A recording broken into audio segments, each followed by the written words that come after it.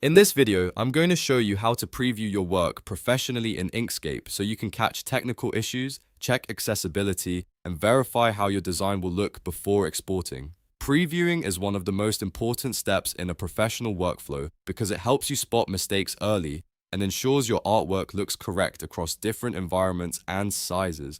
I'll walk you through several powerful preview methods built directly into Inkscape. If this tutorial helps you out, make sure to hit the like button and subscribe to the channel for more simple software guides just like this. Alright, let's jump right in. First, let's look at distraction-free presentation so you can preview your artwork without the clutter of the interface. Press F11 on your keyboard to enter full screen mode. This removes the window borders and gives you a cleaner view of your design. If you also want to hide the panels and toolbars, press Shift plus F11.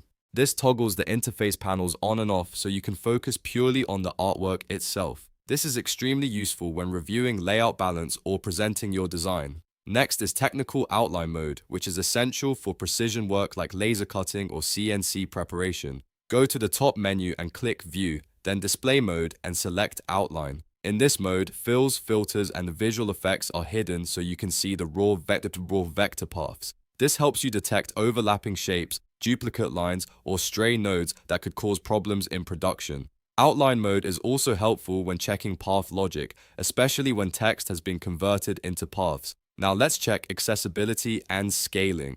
Go to View and choose Color Blindness. Here you can simulate conditions like protanopia to verify that your design still has good contrast and readability. This step is important if your design will be used by a wide audience. You can also open the Icon Preview panel by going to View and selecting Icon Preview. This panel displays your design at standard icon sizes from 16 pixels up to 128 pixels so you can confirm that details remain sharp when scaled down. Next, let's verify your document and export settings. Press Ctrl-Shift-D to open document properties and enable the checkerboard background to preview transparency.